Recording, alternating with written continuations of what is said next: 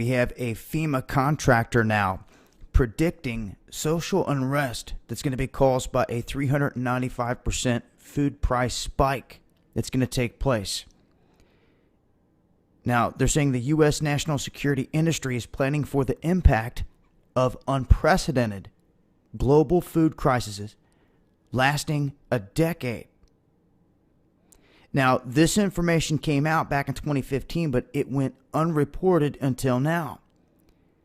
There was a simulation that was put into motion of this global food crisis from 2020 to 2030.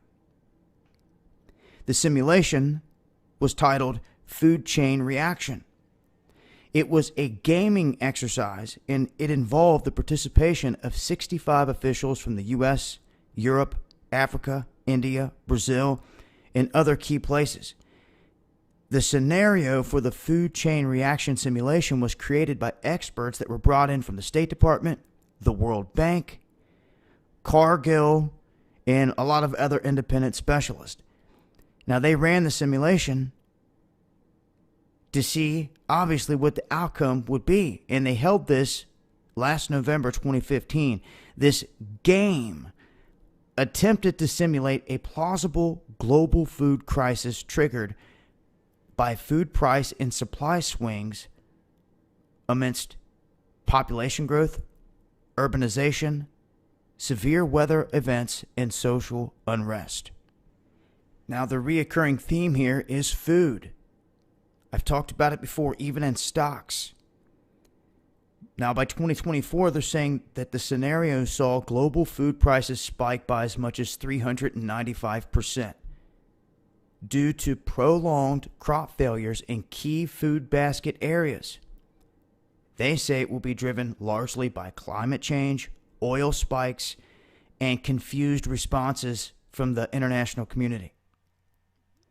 Now, they target several places that they say are going to get hit the worst with all this.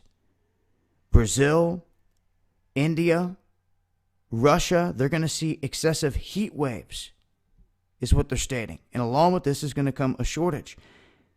They name a few different places over on this link. Ukraine, they say China, India, Russia, and Ukraine, we're all going to see serious heat waves. In around 2023, everything's going to skyrocket to $100 a barrel when it comes to the oil. They're saying that heat and drought in the European Union, Russia, and Ukraine are going to affect so many different things, and there's going to be such a shortage on food that this is really when you're in crisis mode. Now, they say that it could shift from there and things could rebound.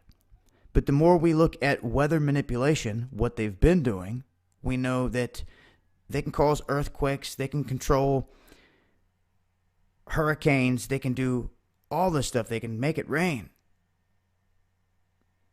We just witnessed this freak flooding in West Virginia. We've seen so many other events that raise question.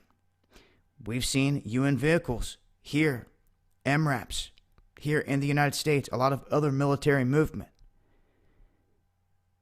So much as people can't just keep writing it off as just once a month National Guard training. There's more to it than that. People are seeing something. And now we have a petition being put out for those that missed it, calling for the UN to step in due to this electoral fraud going on with our election. Calling for the UN, just like they were in Michigan over the water crisis, which is the last thing that you want.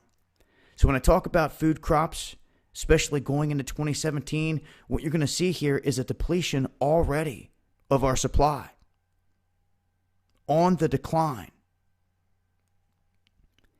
And going into 2017, that's when people are really going to start to feel the effects of all this. So when it comes to food, this is what I would be preparing. I would have a plan and make sure that you got something for you and your family when it comes down to this, because they know what's coming, and he's already signed the NDAA where they can try to seize control of everything in this country, the food, the water, everything. They see it coming. This is just some new information here coming from the contractors themselves, predicting social unrest. And as I said before, some of the best places to look right now at how things are unraveling is like Venezuela.